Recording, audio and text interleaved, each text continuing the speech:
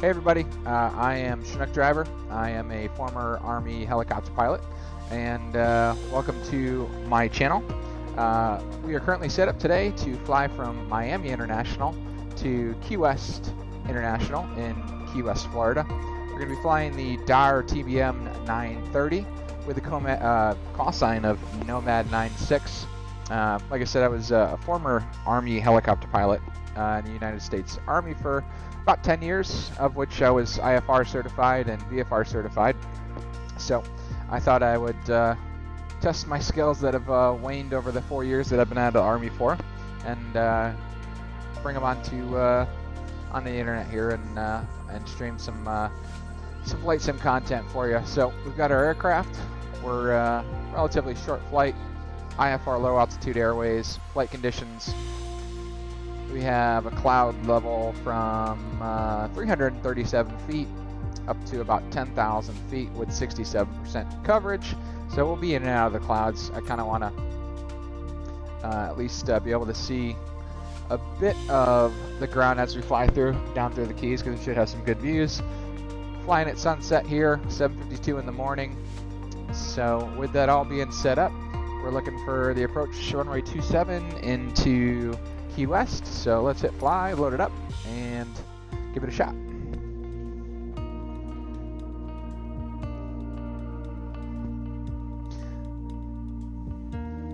While we're loading up here, a little more background on myself. As I said, flew for about 10 years, both instrument rated and obviously visual meteorological conditions.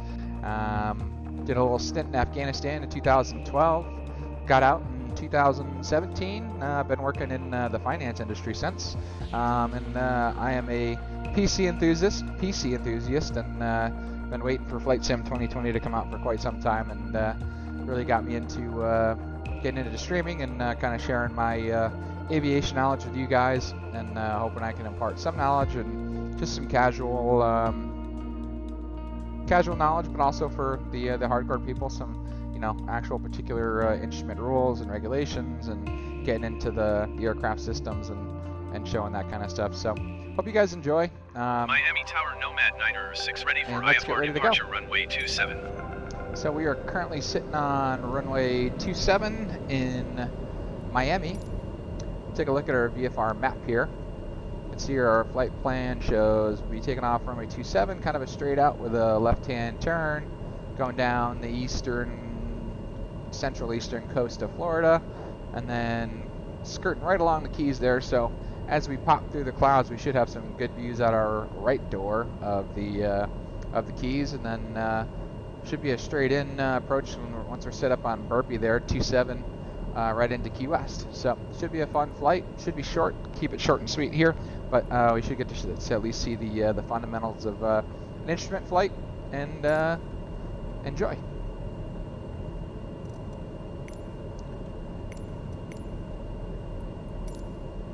Alrighty, first thing I always do is I'll come up here and I'll set my initial altitude. So I don't know what my first altitude is going to be, but I can expect either 6,000 or 7,000, and on departure they'll let me know within 10 to 15 seconds, and we won't be there yet, so we can always adjust.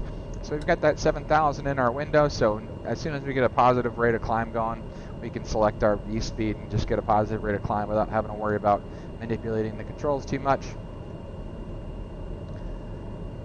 Alright, our current source of navigation is our FMS, which is our flight management system. You can see with that pink line there. I swear I'm not colorblind. That's our initial course, and we'll be using that for navigation. What we want to do, let me get a better view here.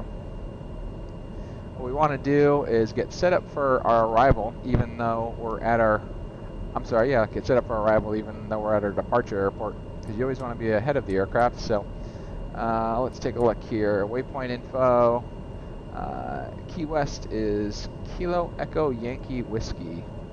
So let's pop that into the Kilo Echo Yankee Whiskey. Let's enter that. Alright, so we pulled up Key West International, and this would be just like this in the aircraft. You can pull right from the database, and then it'll show you the runways. It's a one runway airport, not particularly long. It's only about 5,000 feet long, so you're not going to be landing super big airplanes in there, but should be enough to land you know, a decent sized airplane. Again, I was a helicopter pilot myself, so I'm not sure the restrictions for certain types of aircraft, because we could always hover and land. So that was the great thing about flying a helicopter. Frequencies we don't need because we're flying an RNAV approach, which is essentially a GPS approach.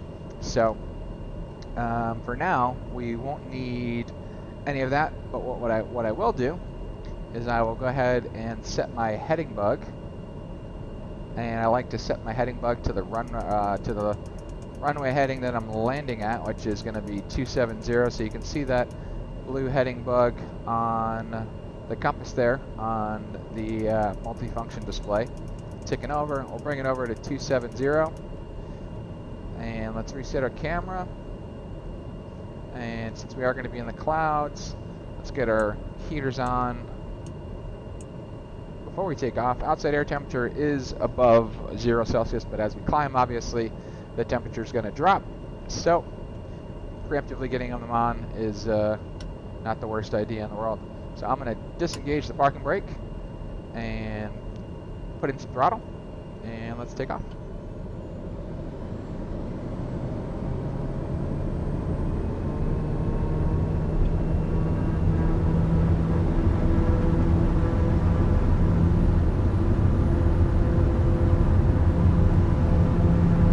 Watching my torque there on my right hand side as I take off here. Coming through 90 knots, going to rotate. Get a positive rate of climb going. Stall. Don't want to stall the aircraft. Let's get the landing gear up. Gear's coming up. Flaps are coming up. And let's level the wings. Make sure we got a positive rate of climb before I let go of the controls and get set up for our flight director. Okay, positive rate of climb's going. So we're going to come over here. Nomad 906, contact Miami. Flight director on, autopilot, yaw dampener, nav. Now we can respond to ATC, aviate, communicate, navigate. 119.45 for Nomad 906. And let's get our V speed going. And let's increase our vertical speed.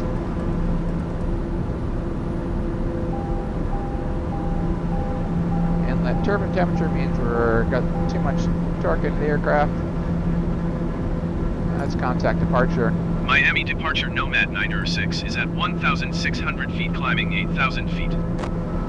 8,000 feet. So Nomad 906 Miami put that in the departure window. continue as planned. See 8,000 there. Altimeter 290.902. Our altimeter set 2992 that he just said there.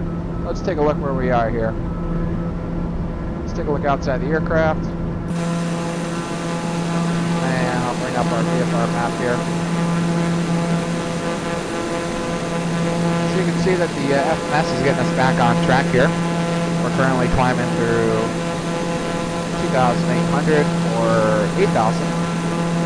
See up in our top left corner here that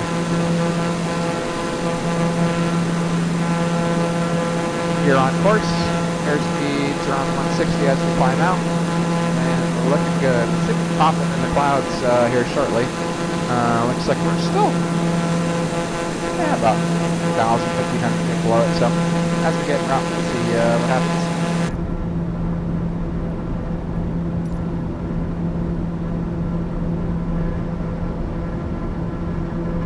And let's just take a look around, make sure we got everything set up the way we want it. We got 8,000 in the window for our altitude. Our engine instruments are looking good, are all in the green. We should be making a left-hand turn here for our next waypoint. Since we are coupled up on nav mode, let's double check that. Nav mode is on.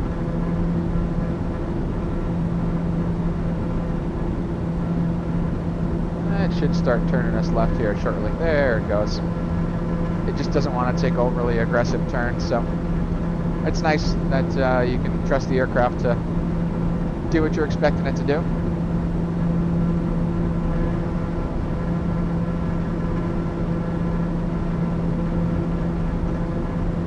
Got a view of downtown Miami there as we look like we're approaching cloud level here as we climb through 6,000.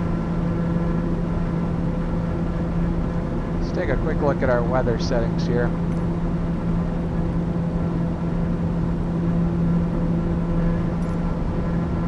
Ah, that's why. I don't know why the weather settings I set in the let's bring those down to say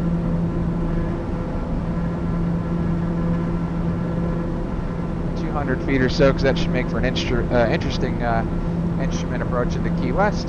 So we got one layer at 200 feet all the way up to about 10,000. Another layer from 13,000 to, let's bring that up a little bit so we can get a little light in the cockpit. And let's bump down the coverage here to about 60% so we can hopefully pop through some of the clouds here, look through some of the clouds, see a little scenery as we go en route. Let's see how that looks. Once we get over the water, I may decrease the coverage a little bit.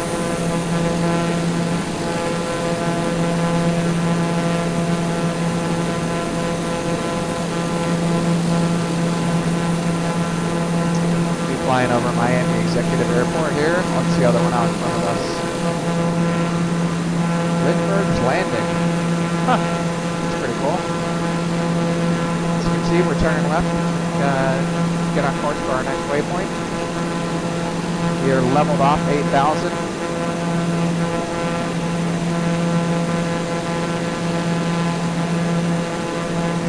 Let's get back to cover.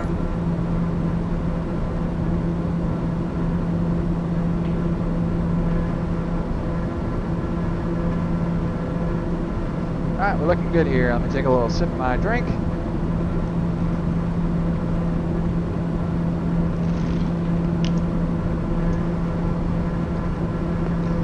Pretty morning coming out of here as the sun rises over the east coast of Florida. The graphics in this game are absolutely unreal. I'm currently running on a relatively nice system. I have a i7 9700K running at 5 gigahertz and a 2080 Ti, currently all on liquid cooling. So yeah, I'll tell you what though, even with those specs, this game is certainly future-proofed, or excuse me, this simulation. I know people out there are touchy about calling it a game or a sim, and in reality it is a sim, because what we're doing right now is simulating a real flight, but they did future-proof the sim, because even on a 2080 Ti and a 9700K, which is about as decent or as high as you can go, other than the 10 series Intel or the most recent AMD launches, can't do much better. And I still get some judders and stutters on ultra settings. Granted, I'm running on ultra, but be interested to see once they get the 3000 series GPUs coming out, what the improvements are on flight sim, or if they do any optimizations. So, enough talking about my computer here. Let's take a look at where we are on our flight. We can pull up our IFR map. We are coming down the coast of Florida. Should hit the water in the next 4 minutes. You can see that on our multifunction display there. It shows us about 4 minutes from our next waypoint, which is Benear. And then they'll be over the Keys, so should have some fun views as we head over the Keys. And then we'll go to M8, Drown, which is an ominous waypoint, Goosell, Burpee, Kesey, and then right into Key West. So should be no more than about 20 minutes or so. I like to keep these flights short and simple. That way we can kind of show in a quick and abbreviated fashion how an instrument flight would work. Jump back outside and see what we got.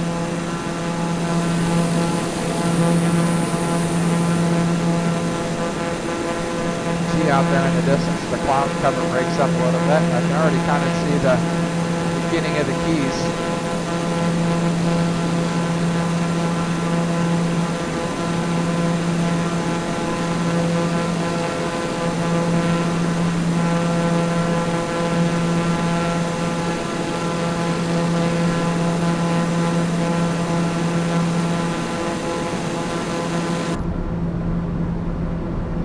Fun little facts.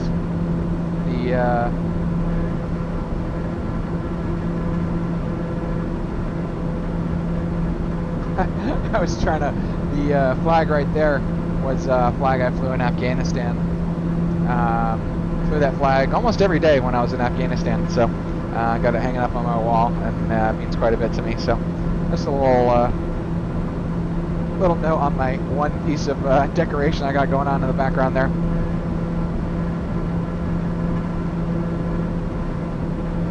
Alright, we are coming up on the coast, and we should have some cool views here. Let's even adjust the sun a little bit. Miami departure American 457 is at 6. Nomad 906, contact Miami Center on 123.775. Alright, so we're getting handover to Miami Center. When I mess with the weather setting, sometimes it'll. There we go. 123.775 Nomad 906. Miami Center, Nomad 906, 8,000 feet. Nomad 906, Miami Center, continue to veneer as planned. Altimeter 29.902. Alright, so we are clear to our next waypoint, which is, what did I say?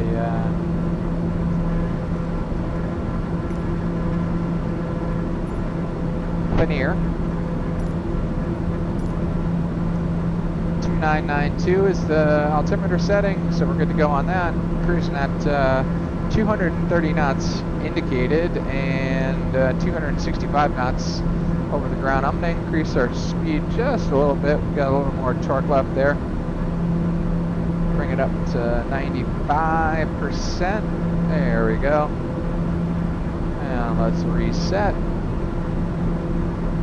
And we are officially leaving the main coast of Florida. You can see the Keys beginning there.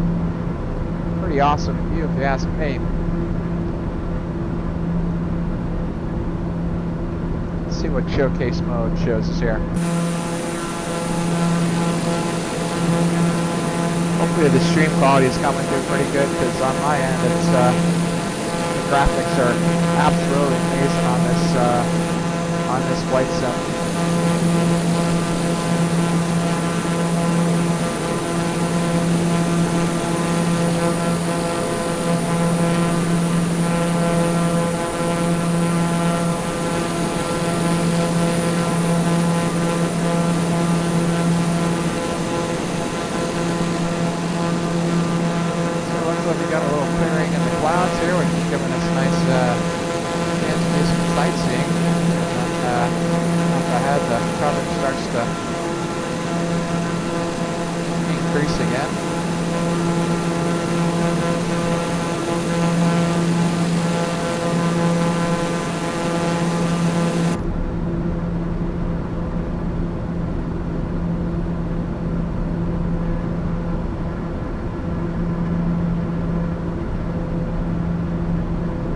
So a couple of things I mentioned but didn't actually show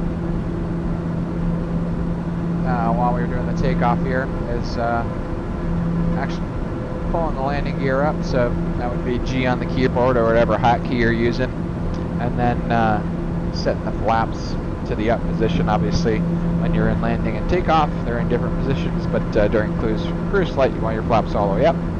So we pulled our flaps up, pulled our gear up. That helped us get a positive rate of climb going, and we're currently at 8,000. I don't think we're going to get increased any higher than that just because it's a short flight, and we are pretty much just chilling here.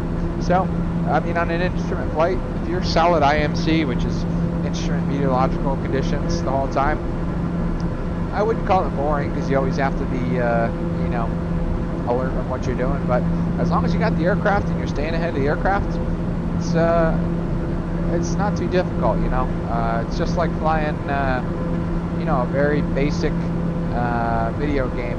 You know, you're following a line, follow to the next line, and then you follow down to the last line and decrease the altitude. If you did everything correctly, you'll pop out of the clouds and the airport will be right there. And then the hardest part is landing the aircraft at that point. A lot of people do get into trouble with what's called inadvertent IMC, which is where you're flying a VFR flight or visual flight rules, and you get into, while it's visual VMC, which is visual meteorological conditions, and then you inadvertently go into instrument conditions.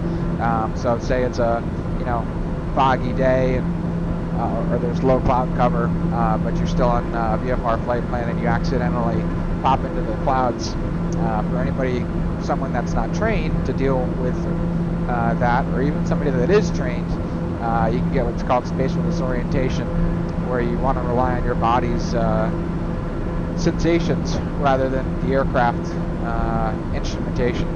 And there's various different spatial types of spatial disorientation, but basically the gist is always trust your instruments, because 99.99% of the time your instrumentation, particularly your attitude indicator and your altimeter and your compass, are going to be right, and that's what you want to rely on, not your body's sensations or your proprioceptive system, which is essentially the seat of your butt, in the way they're. So you have, let me see if I can remember this correctly. They got proprioceptive, which is basically like the feeling of your body, like seat of your butt. The vestibular system, which is your inner ears, which obviously has to do with your balance. And then the third one is obviously has to do with your eyes, your ocular system. I may have messed that up. If I had it in my Army instructor pilot, they'd be beating me up for not remembering my three systems of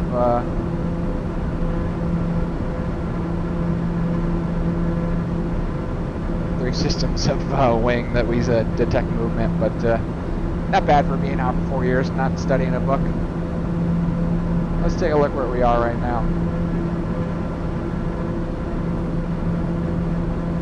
We are currently, we passed M8. So like I said, it's going to be a pretty darn short flight. We should actually start getting stepped down in altitude within the next, I'd say, 10 minutes.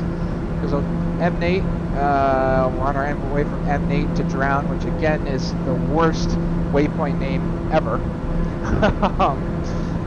And then that's more or less our general heading into the airport. We'll go from Drown to Goosell, and then Burpee, and then once we're at Burpee, it's straight in at that point. So I would imagine somewhere between Drown and Goosell, we'll get step downs in altitude. So keep an eye on that. Let's take a look back outside, see how we're doing.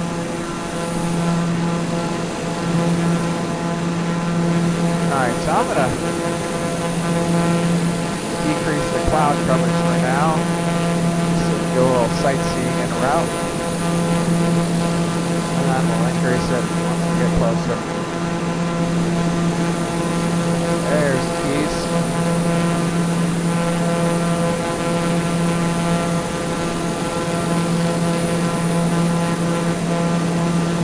Once we get you know, about 10-15 miles out, I'll increase it to almost 100%. That way we get the full instrument approach feel.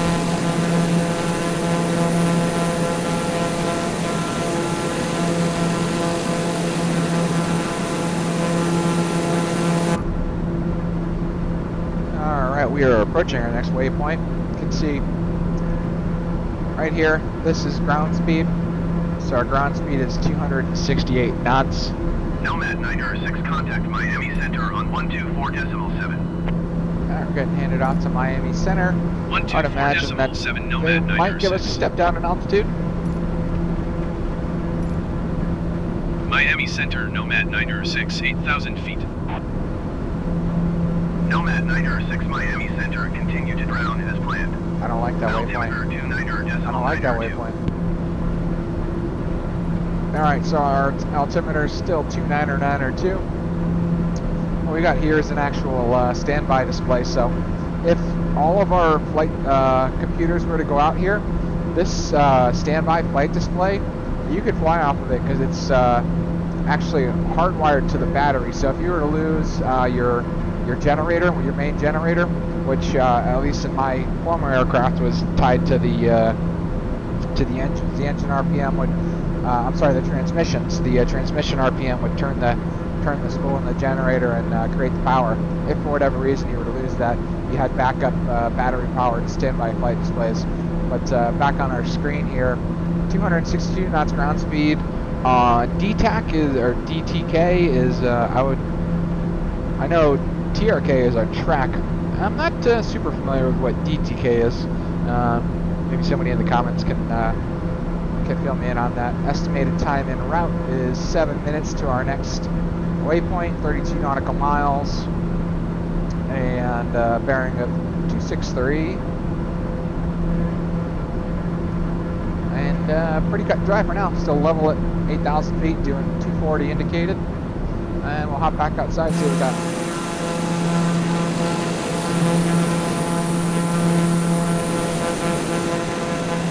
The sun up a little bit, see how the color of the water changes.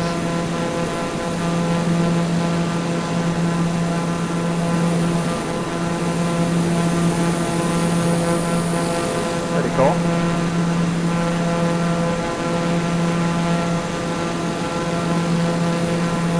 As you can see, we're on our way from Drown to Goosell. It's going to be a slight left-hand turn to Burpee, and then rock our wings to the right and go straight into Key West.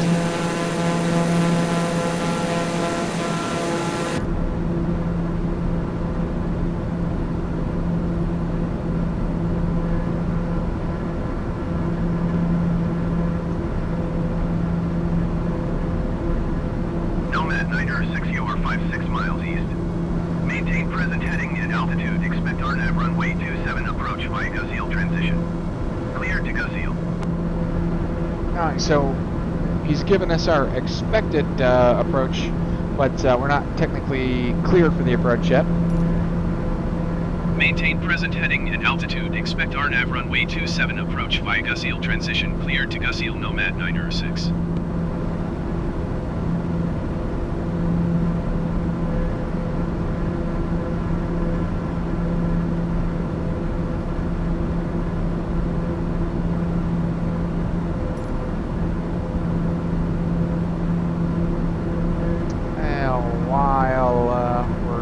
Out here, I'm actually going to go on Sky Vector because it's since the RNAV approach.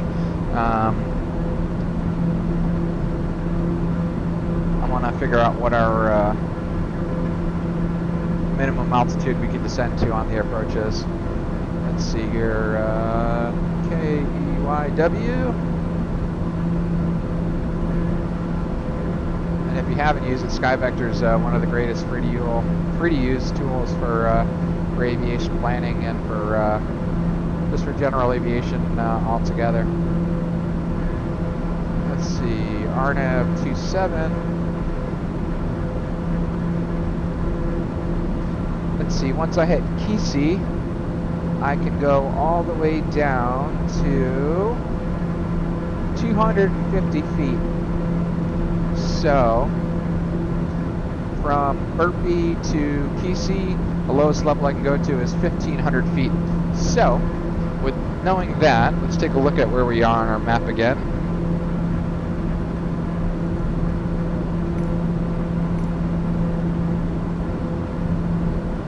So from Burpee to Key, we can go down to 1,500, and then from Key inbound to Key West, we can go down to 250 feet. So let's take a look at our, so our altitude bottom is 255, so in theory, we should break out by about 5 feet or so. We'll give that a test.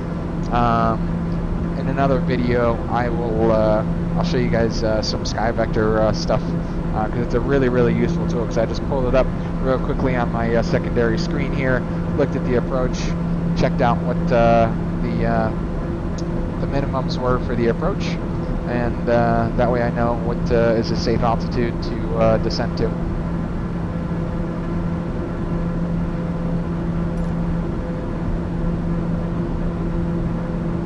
All right, 3 minutes to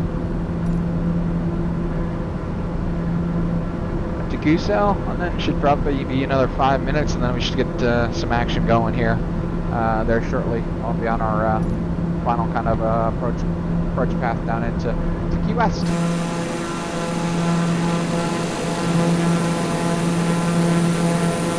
Florida Keys Marathon International.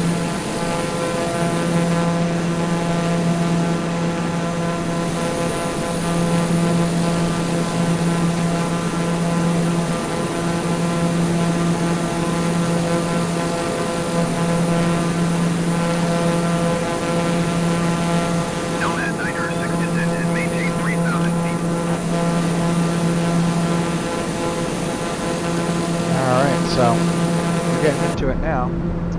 I'll acknowledge that. Descend and maintain 3,000 feet, Nomad 906. So, let's get down to 3,000 on our altitude selection. 3,000 in the window. We'll select our V speed, decrease it. And then as we decrease the speed, we don't want to overspeed the aircraft because in a descent, when we leave our torque setting, you're going to see that our aircraft will spike, and that red tape is the velocity not to exceed there. So we'll just decrease our torque a little bit, and we'll get in a nice descent, about 1.5 minutes to our next waypoint, on our way down to 3,000 feet. Alright, so now that we're getting close to starting our, not starting our approach, but getting close to entering our approach parameters, let's bump up the cloud coverage here and go full IMC. 100%. So now we are completely IMC. Got nothing to see other than our instruments, so let's focus on those for now. What's great about this multifunction display is it's got some type of, you know... Nomad 906, contact Navy key approach on 124.025. Always getting interrupted by ATC. 124.025, Nomad 906.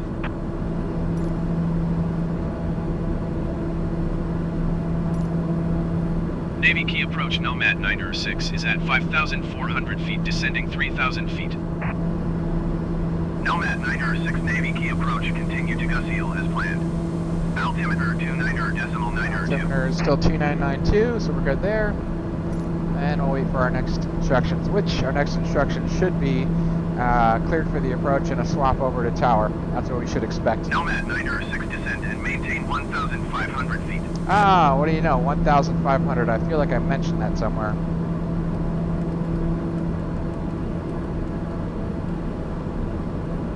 Pretty cool that the game recognizes the type of approach and the step downs from Goosell to Burpee. Nomad 906, did you copy?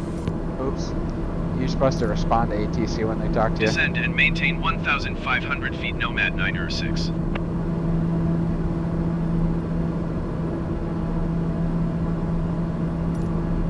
But, I mean, every detail's gone into this game. All the approaches, you know, the weather, the topographical information, the attention to detail on the modeling. It's just, it's the most impressive simulation experience we've ever gotten for a flight sim.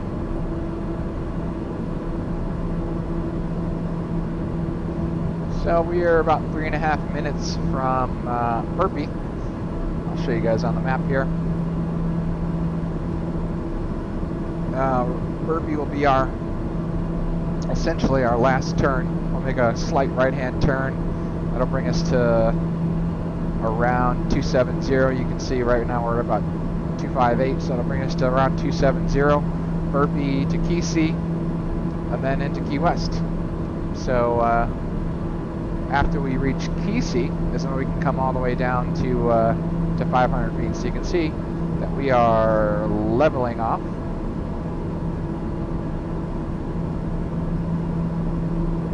at 1,500.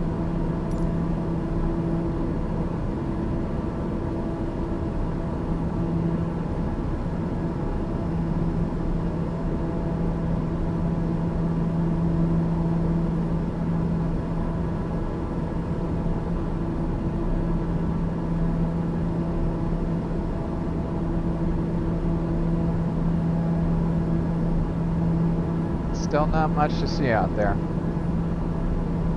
And I mean, that's what you're going to get in the real world too. It's just depending on how bright it is, you'd have your sunglasses on or your visor down, because the sun beaming through refracting through the particles in the clouds can make it real bright, even brighter than just being in broad daylight.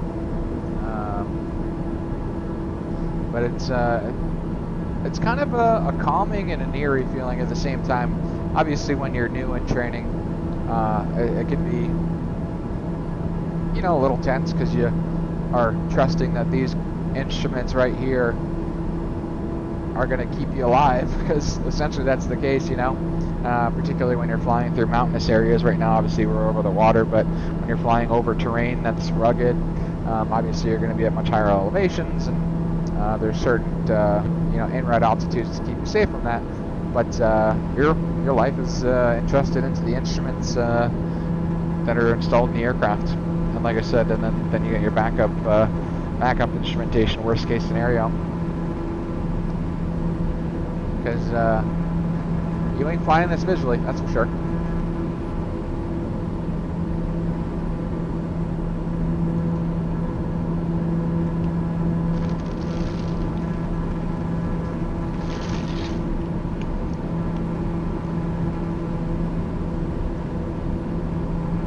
You guys haven't noticed, as we're about a minute and 15 from making our final turn here, this is actually my first stream slash recording here, so feel free to send me critiques, make fun of my mustache, tell me how I can do better, and bring better content to you guys, because I have a true passion for aviation. I love doing this.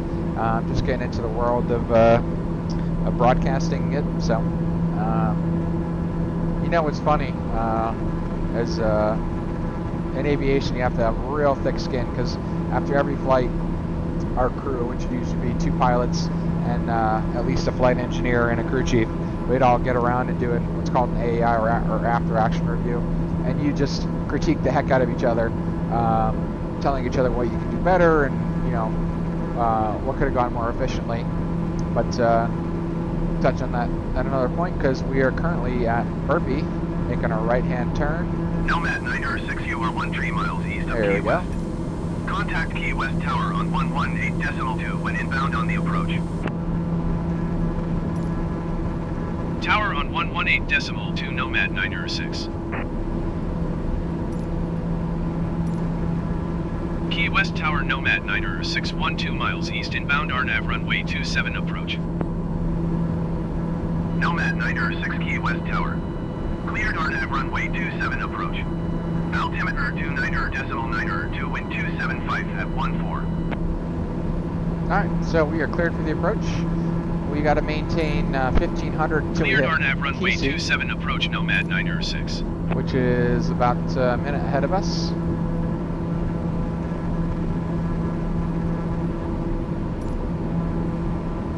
It's QS Naval Air Station off our front right there.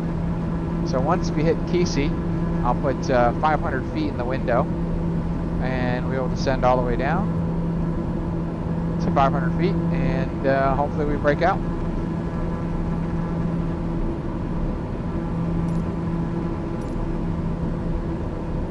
Obviously, the last stages of an instrument flight are the most important. You'd be going through your before landing checklist, making sure that you're doing all your before landing steps. And the main thing for us here is going to obviously be once we have. Nomad 906 cleared to land runway 27. Wind 275 at 14. We're officially clear to land. Make sure Cleared to get to our land landing gear runway down 27, and, Nomad 906. getting our flaps down. Alrighty, we are approaching Kesey. I'm going to put 500 in the window. 500, and we're going to decrease our free speed it down. I'm going to start really pulling back on the throttle because we don't want to be doing a super fast approach here. Let's see how far the airport is. It's 4 miles in front of us, so we're going to really bring back the airspeed. Clear that landing gear prompt, and I'm going to put down the landing gear. As you can see, the gear's going down there. I put our flaps to the landing position. We're really getting slowed down here, coming down on to 500 feet. Hopefully, oh, look at that. Airfield is in sight.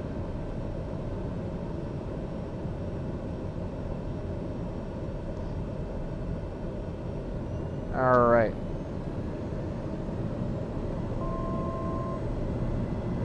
I'm going to turn off all of our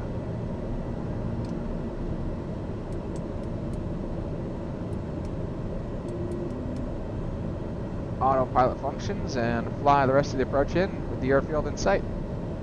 So as you can see, make sure I don't come up short here.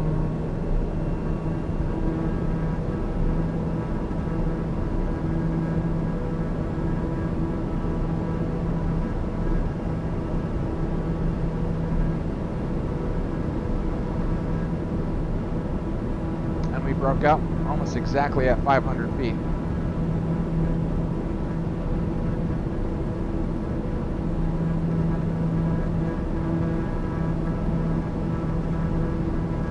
Now, if for whatever reason we were to pop back into the clouds here, we'd want to make sure that we're ready to declare a missed approach, start a climb, and then contact approach for either an alternate airport, which we already planned for, which would have been done in pre-planning, or try the approach again into the same airport. Alright, let's bring the throttle back again on a nice kind of angle here, and let's grease it on into Key West, and hopefully the weather gets better so we go to the beach.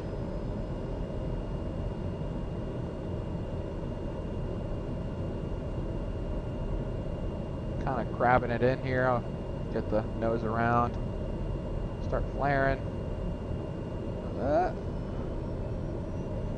Not my best.